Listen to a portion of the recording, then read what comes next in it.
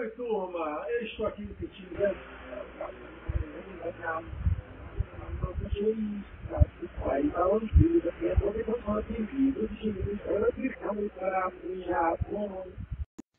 Calma, não há nenhum problema com o seu computador. É porque o início desse vídeo foi criptografado. Desculpe a infame brincadeira, mas é que o vídeo de hoje é sobre criptografia, um dos pilares da cibersegurança. Eu estou empolgado. Se você ainda não me conhece, meu nome é Gustavo Castro, esse é o canal de redes de computadores e cibersegurança para leigos, e sem nenhuma codificação ou cifra, roda a vinheta.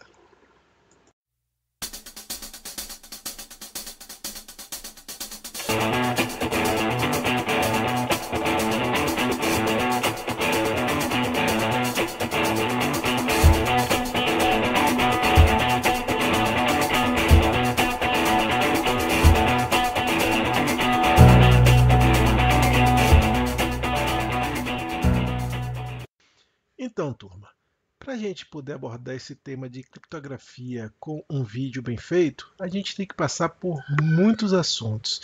Então, para evitar que o vídeo fique muito grande, eu vou dividir em duas partes. A primeira parte, no primeiro vídeo, eu vou falar de conceitos, técnicas e criptografia simétrica. Eu vou concluir num segundo vídeo falando de criptografia assimétrica, envelopamento digital e as considerações finais. E já vou começar o vídeo logo com uma polêmica. Se o canal é para leigos, criptografia não seria um assunto muito técnico? Depende do ponto de vista. A criptografia realmente é um assunto bastante técnico, bastante complexo devido à matemática envolvida no processo criptográfico, mas esse vídeo aqui eu tomei o cuidado de fazer bastante ilustração para mostrar os passos e, obviamente, abstrair essa parte complexa da matemática. Vou mostrar como ela funciona, né, quais são os passos que ela utiliza para as garantias que ela nos dá. E é um tema muito bom porque está mais presente no nosso dia a dia do que a gente imagina. E com o entendimento dela, a gente vai poder entender muita coisa e utilizar com mais propriedade, como certificados digitais, hash, VPNs, etc. Então, vamos aos conceitos da criptografia.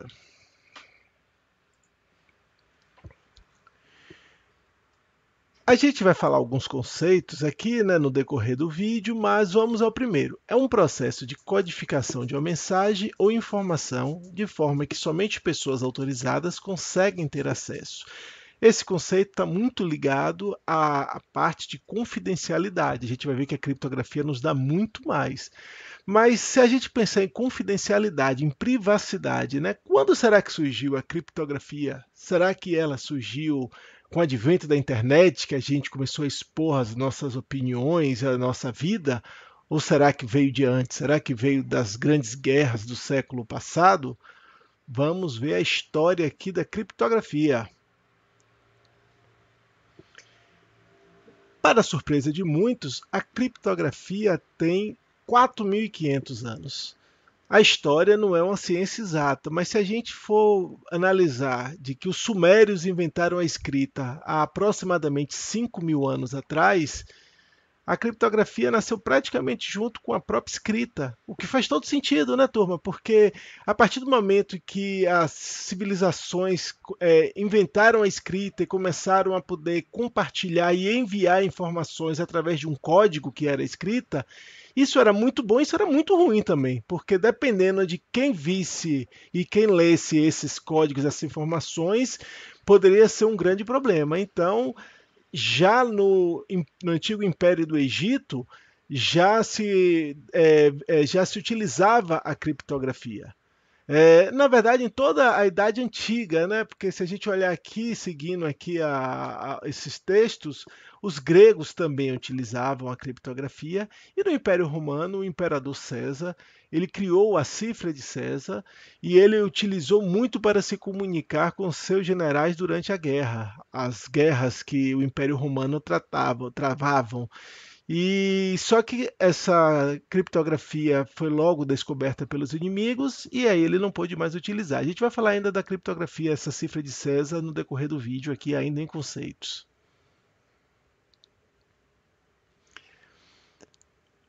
Formas de criptografia, outro conceito aqui, né? A arte ou ciência de escrever em código ou cifras, são duas coisas distintas, tá?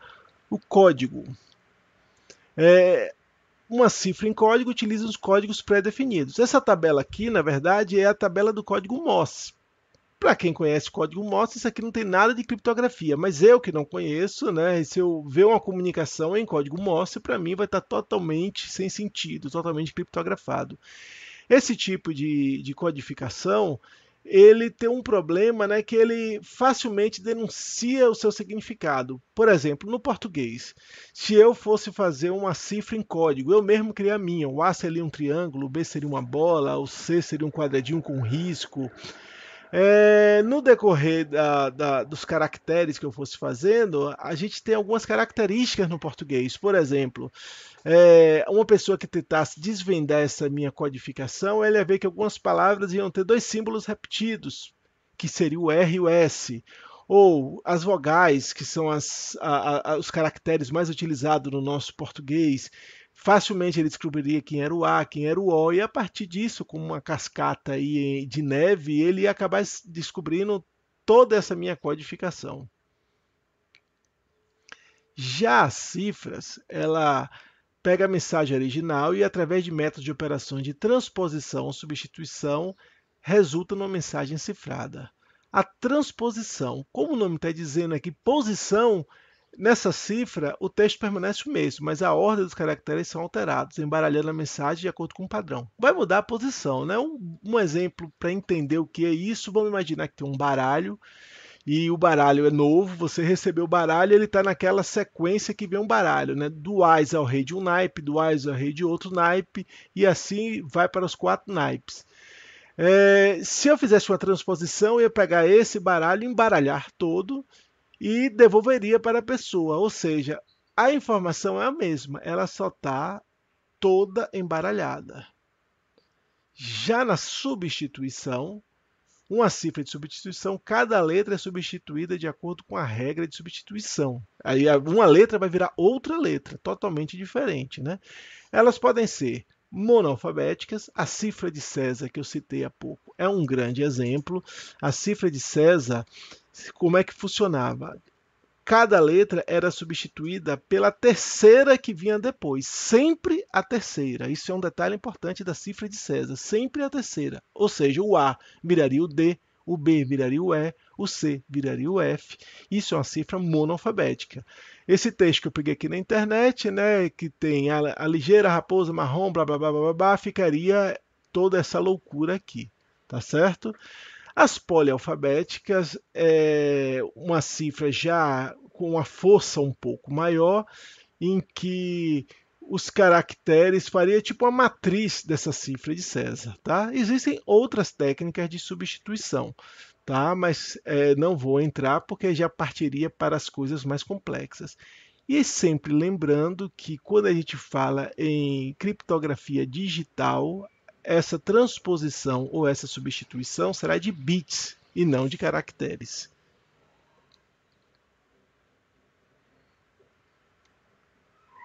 Princípios criptográficos. Esse primeiro princípio aqui eu até pensei se eu ia botar ou não, porque eu falei, vou pagar o maior mico para pronunciar o nome desse cidadão que fez esse princípio.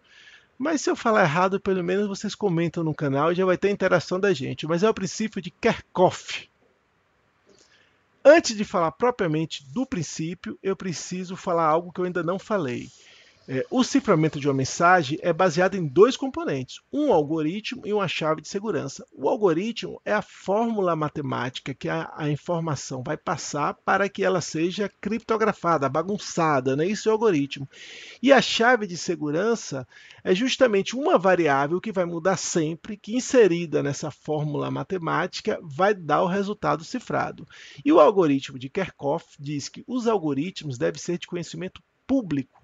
As chaves é que devem ser secretas. Por exemplo, vamos voltar à cifra de César. Como eu falei, a cifra de César sempre era substituída por 3 caracteres depois, né? Não havia uma chave, era obrigatoriamente 3 casas. Então o A sempre ia virar o D, o B sempre viraria o E. Se César tivesse a inteligência de falar, meu algoritmo, eu sempre vou pular algumas casas, mas a quantidade de casas, isso vai variar. Essa variação seria justamente a chave. Ele falava, não, eu vou usar a cifra de César com a chave 1. O A viraria B, o B viraria C, o C viraria D. Já ele usaria a chave como 3, cairia originalmente na própria cifra de César. E ele fazendo esse recurso, justamente o que Kerckhoff diz, né? O algoritmo deve ser público, a chave sim, segurança. Tem um filme bem legal, tá até no Netflix, né, acho que é Enigma o nome, que trata de como foi descoberto pelos aliados a criptografia nazista. Eles usavam, a criptografia nazista usava algo parecido com uma criptografia sem chaves, né? Eles tinham umas variáveis lá, eles tinham as variações que ele colocavam, mas o segredo estava justamente no algoritmo. E o ruim é que você quebrou o algoritmo, no caso, você vai conseguir decifrar praticamente tudo que foi utilizado com aquele algoritmo. Faz todo sentido esse princípio, porque você confiaria em criptografar algo com um método que você não sabe o que está fazendo? E se nesse método, nessa criptografia suposta que eu estou falando aqui, tivesse uma porta dos fundos, conceito já abordado em outros vídeos, né, que o proprietário daquela cifra ele poderia investigar tudo que você utilizou. Você pode até não entender, a gente vai falar de algumas cifras aqui, não vou entrar no detalhe de como é feito, você pode até não entender aquele processo matemático, mas só de você saber que é aberto a maneira, a matemática que é feita a cifra, o único segredo está na chave, você já tem mais segurança de utilizar. Espero que vocês concordem. Outro princípio criptográfico é o da redundância, né? Informações adicionais necessárias podem ser incluídas para a conferência de integridade. É o caso do dígito verificador, né, turma? Se seu CPF, se você olhar lá, ele tem 11 dígitos, mas só os 9 primeiros é que são o seu CPF propriamente dito. Os 2 últimos é um dígito verificador, que é através desses 2 últimos que eu vou calcular para ver se os 9 estão íntegros, se você não digitou nada errado. Mesma coisa com a criptografia, né? Informações adicionais são necessárias para verificar que aquela criptografia está íntegra. O último princípio abordado tem outros princípios, certo? Da atualidade, né? Que assegura que cada mensagem recebida possa ser confirmada como atual, né? Tem que ter estampas de tempo para comprovar que a mensagem é atual. Uma informação já interessante que eu vou antecipar aqui, se a gente pegar como exemplo uma conexão que a gente faz com o nosso Internet Bank, a gente vai ver até um exemplo com os principais passos, como isso acontece. Ao contrário do que a gente possa imaginar, essa cifra não necessariamente é tão forte, né? Quais são as características que eu preciso para conectar no meu banco? Eu preciso que esteja criptografado, obviamente. Ele tem que ter uma criptografia forte e rápida. E são duas coisas que são antagônicas, certo? Quanto mais forte ela é, mais lento ela vai ser. Sempre vai ser assim. E a gente acaba dando preferência, no caso de uma conexão com a internet no geral, à velocidade. Por quê? Porque uma coisa que caracteriza a minha conexão com o banco é que a minha sessão com o banco também vai ser rápida. Eu vou ficar no banco o quê? 15 minutos, 1 hora conectado no máximo. Então eu não preciso de um método criptográfico que demoraria 1 ano para ser quebrado. Porque minha conexão vai durar 1 hora. Então, se a minha força de criptografia me garante que demoraria 1 semana para ser quebrada, para mim está ótimo eu utilizar essa criptografia, porque minha sessão vai durar 1 hora. E se alguém conseguir capturar alguma informação minha que está sendo transitada nessa minha sessão e demorar a semana toda para quebrar, é justamente essa atualidade, essa estampa de tempo que vai mostrar que aquela informação não é mais válida, porque ela já expirou, ela está fora do tempo.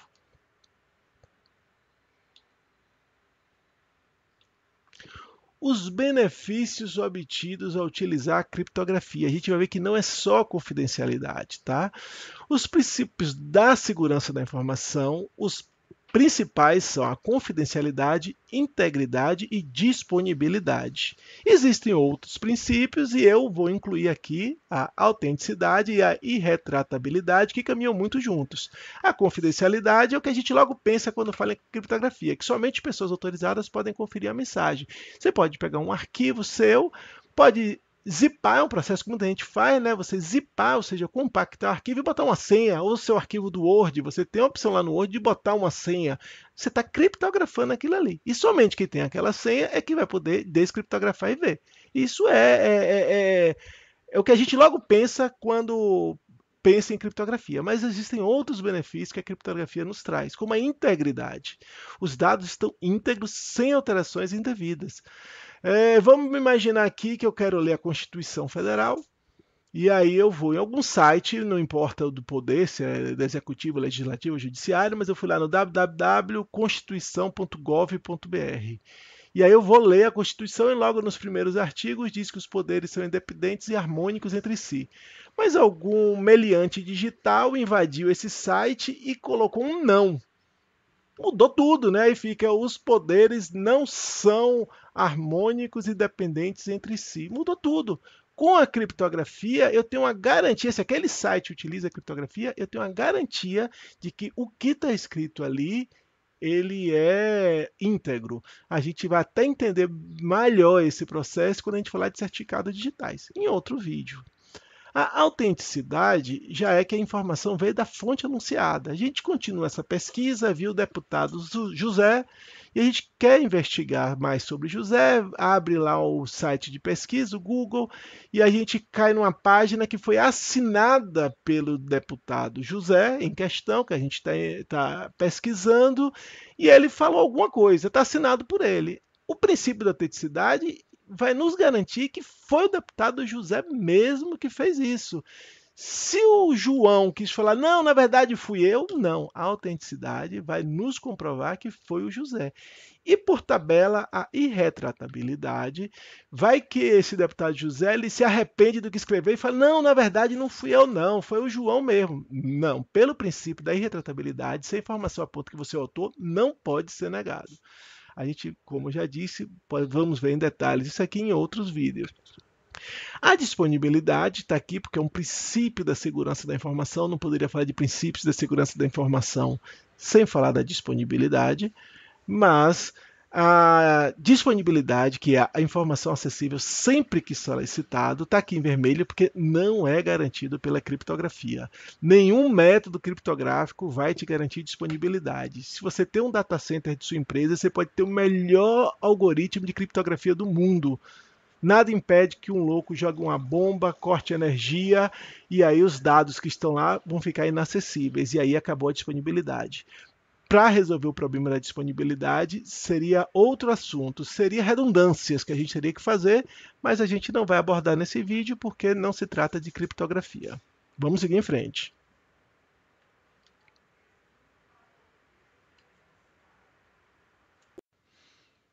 Então, turma, após a gente ver toda essa parte conceitual, foi bastante informação, né? Já tem aí 17 minutos de informação.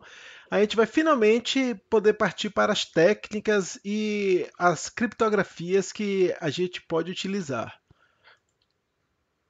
Sobre técnicas criptográficas, os algoritmos criptográficos utilizam chaves de segurança para criptografar e descriptografar as mensagens. Até aqui nenhuma novidade, a gente já falou sobre isso na parte de conceitos. Dependendo da técnica utilizada, ela pode ser classificada como criptografia simétrica ou assimétrica. Praticamente da agora até o final do vídeo, a gente vai falar ou de criptografia simétrica ou assimétrica. A gente vai ver que elas se completam. O que tem de força em uma tem de fraqueza na outra e vice-versa. E a gente vai sempre utilizar a que melhor se adequa à nossa necessidade. Vamos começar pela criptografia simétrica. As principais características da criptografia simétrica, ela também é conhecida como a criptografia de chave única ou privada. Tudo que eu falar de uma, a gente vai ver que é porque a outra vai ser diferente. Por exemplo, ela é conhecida como chave única porque a outra tem duas chaves. Logo abaixo eu coloco, né? Geralmente a chave utilizada para cifragem é igual a da decifragem, por isso que ela é única. Mas pode ter algoritmos que elas não são exatamente iguais, mas então, continuando aqui a leitura, se não for igual, pode facilmente ser associada a uma a outra. Por exemplo, se eu utilizo para criptografar minha informação a senha 12345, para descriptografar, o algoritmo pode até utilizar 54321, porque de uma chave facilmente se chega a outra. O que não pode é utilizar a chave 1, 2, 3, 4, 5 para criptografar e paralelepípedo para descriptografar. Ela é de rápida execução em comparação com a assimétrica. E ela garante a confidencialidade e a integridade, que são os princípios da segurança da informação que a gente já viu na parte conceitual. Então, vindo aqui logo para os problemas dessa criptografia simétrica, a gente vai ver logo que ela não garante a irretratabilidade e autenticidade. E o grande problema é manter o sigilo das chaves, certo? A dificuldade no compartilhamento das chaves. Porque nesse tipo de criptografia, a chave é única, ela tem que ser compartilhada e você tem que ver uma maneira de como passar essa chave para a pessoa que está do outro lado. Lá na assimétrica, a gente vai ver que mesmo as chaves não sendo combinadas, o algoritmo por si só ele vai conseguir fazer um canal e essa chave vai ser compartilhada. Mas na criptografia simétrica, a gente vai ter essa dificuldade. Um bom exemplo de uma criptografia simétrica que a gente utiliza porque ela é rápida e não tem esse problema é o Wi-Fi de nossa casa. Quando a gente chega no Wi-Fi da casa de um conhecido nosso, né? E a gente fala, qual é a senha aqui do Wi-Fi? A gente está querendo saber a chave. E ali o compartilhamento da chave é muito fácil. O cara vai lá e fala, só não pode falar o que eu já ouvi, né? Qual é o Wi-Fi de sua casa? E o cara me respondeu, a senha aqui é use seu 4G. Mas tirando esse constrangimento, você tem como compartilhar a chave muito fácil. Agora, se você vai utilizar um home banking, você não vai ligar para o seu gerente, qual é a chave aqui para eu poder utilizar o home banking para fazer a criptografia? Mas, como eu já disse, vai ter uma maneira de resolver isso. E aqui uma última característica, né, é que o tamanho da chave geralmente é menor do que nos sistemas assimétricos. E como já foi dito antes, quanto maior o tamanho da chave, mais seguro, mais forte vai ser a criptografia. Os modos, certo? A gente lembrando, a gente está em criptografia simétrica. Os modos de cifragem são duas maneiras, né? Utilizando a criptografia simétrica. Pode ser uma cifragem em bloco ou uma cifragem em fluxo. A cifragem em bloco, o texto é dividido em blocos de tamanho fixo antes da cifragem. A operação acontece em cada bloco de forma independente. Vamos ter uma geoilustração aqui para a gente entender como é que isso funcionaria. Vamos imaginar que eu vou cifrar esse arquivo do Word. Esse arquivo tem um tamanho de 850 bytes. Um byte tem 8 bits, então ele tem 6.800 bits. Nesse exemplo, esse algoritmo citado aqui, a gente vai imaginar que o bloco dele é de 128 bits. Então, o que, que vai acontecer? Primeiro, se tem 6.800 bits e cada bloco tem 128 bits, serão necessários 54 blocos. O último seria muita coincidência, o último bloco ele encher todo, né? Porque sempre é 1/128 avos de chance disso acontecer, né? Então, mas isso não é problema. Se não encheu, como está o exemplo aqui do último bloco, número 54, o próprio algoritmo vai completar isso. Mas o que importa para a gente entender aqui nesse tipo de cifragem é que a minha informação vai ser quebrada em blocos e cada bloco desse vai receber todo um tratamento matemático, criptográfico, que vai bagunçar toda essa informação para que ela fique legível para quem não tenha a forma de descriptografar, a chave para descriptografar. E como é que ele funcionaria? Voltando aqui, né, tem um arquivo, aqui, o arquivo Word, ele foi quebrado em blocos. Esse bloco, com a chave criptográfica, vai passar por um processo matemático. Essa fórmula aqui está apenas representando que é um processo matemático, não tem nada a ver com a fórmula do algoritmo, deixar de passar. Eu acredito até, eu peguei isso aqui na internet, num programa que eu utilizo para ajudar nas edições dos slides. Eu acho que é aquela fórmula da equação de segundo grau, né? Mas deixe isso quieto. Então ele vai passar com a chave privada, que tem aqui a chave compartilhada, ele vai passar por um processo criptográfico, a minha informação, que vai resultar nesse novo arquivo aqui, certo? Vermelho, que é ele criptografado. Está inacessível. Quem não tem a chave criptográfica não vai entender nada, vai ver um monte de caractere, de bits embaralhados. Esse arquivo aqui que eu posso mandar na internet, que é uma terra de ninguém, vai chegar num outro lado e a pessoa que também tem a chave, ela vai fazer a descriptografia, né? Vai pegar o arquivo criptografado, vai passar com a chave compartilhada pelo mesmo processo descriptográfico aqui agora e vai voltar a ter o arquivo original. Vale uma observação aqui que o processo de criptografia e descriptografia, eles acontecem. A descriptografia, no caso, ela pode acontecer de duas coisas. Vão ter algoritmos. Quando a gente está criptografando, vai passar por vários passos matemáticos. Para descriptografar, ele vai fazer a mesma coisa, só que esses passos invertidos, do último ao primeiro, para obter o resultado original.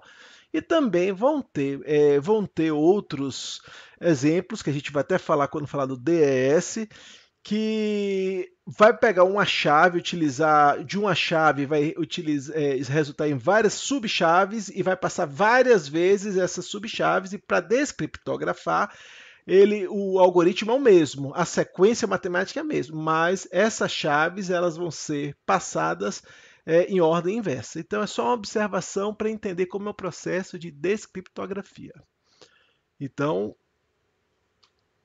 a gente está aqui em criptografia simétrica, estávamos falando da cifragem em bloco, e uma outra maneira de fazer uma cifragem é a cifragem em fluxo. Nesse tipo de cifragem, à medida que os bits vão passando pelo algoritmo, eles vão sendo cifrados.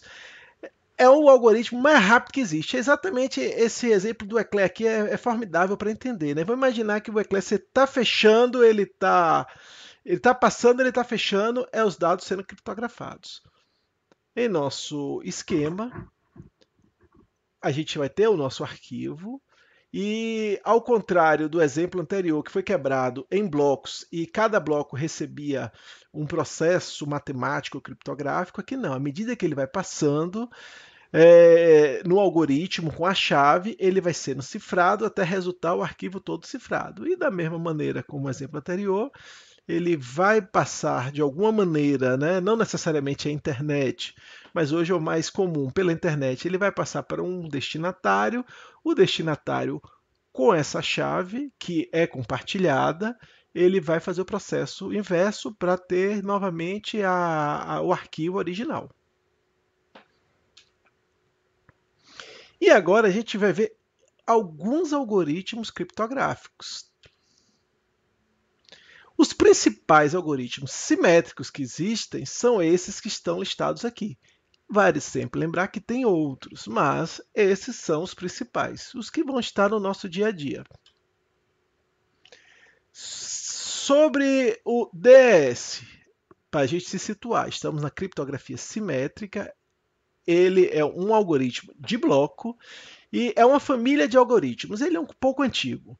Ele começou com o DES, por motivos de segurança, fizeram um duplo DES e, por fim, o triplo DES, o 3DES.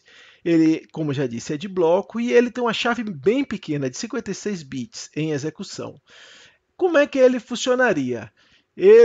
Vamos imaginar aqui nessa figura que está aqui em cima, né, tem uma mensagem, esse M é uma mensagem em claro, e ela vai receber uma chave K1, que a gente está vendo aqui, de 56 bits, e vai entrar nessa rede aqui, nessa malha de criptografia, né, nessa fórmula matemática. Só por curiosidade, o que vai acontecer? Essa chave de 56 bits vão gerar 18, salvo engano, 18 subchaves, e os blocos vão sendo passados por essas 18 subchaves até sair aqui embaixo o texto cifrado. E aqui é o caso na descriptografia, como eu falei, né, que para ele inverter o processo, essas chaves vão ser passadas novamente no mesmo algoritmo, mas na ordem inversa, do 18º até o primeiro. Mas como essa chave ela é pequena, de 56 bits, ela não vai nos dar uma segurança, criaram o duplo DES. Qual é a ideia? Bem simples. Quando sair o texto cifrado depois igual a esse DES, ele vai passar novamente pelo mesmo processo criptográfico com outra chave. Aí ele deu ele dobrou o tamanho da chave, que vai passar 2 vezes chaves diferentes no mesmo algoritmo. Ou seja, de 56 bits, ele foi, se eu não tiver errado a conta, para 112 bits, que é o dobro.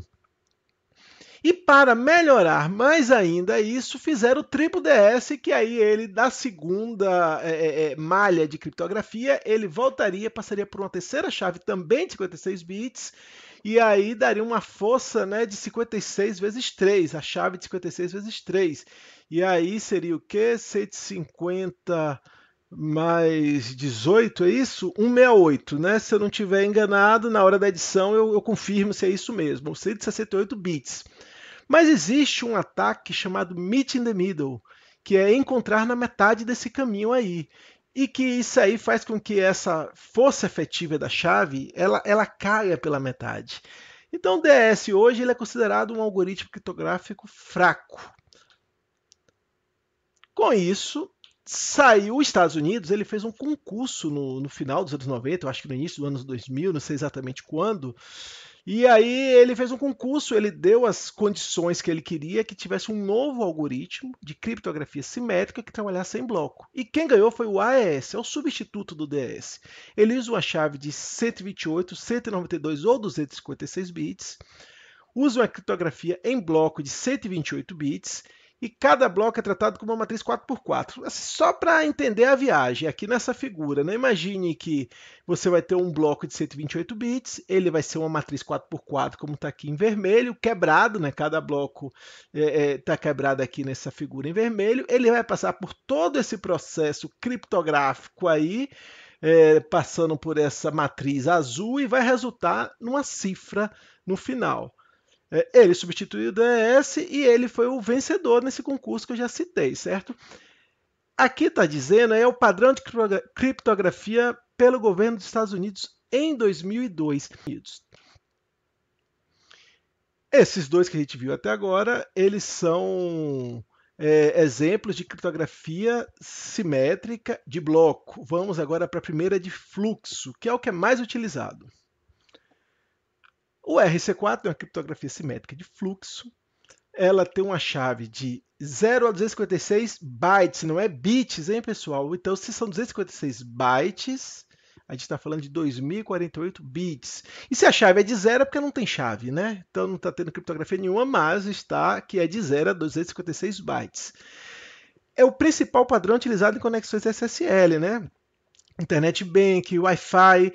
Então, quando você abre seu navegador, que você está vendo lá aquele HTTPS, depois que a conexão já foi estabelecida, bem provavelmente você está utilizando o RC4.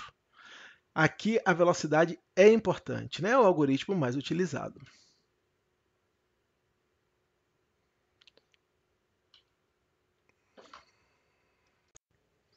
Então, turma, como já explicado no início da apresentação, para esse vídeo não ficar muito grande, foi dividido em 2 vídeos distintos e aguardo vocês no próximo vídeo, onde a gente vai concluir aí falando da criptografia assimétrica, do envelopamento digital e as considerações finais, tá bom? Se gostou, por favor, já pode deixar já nesse vídeo o joinha. Se não está no canal, se inscreve no canal e até o próximo vídeo.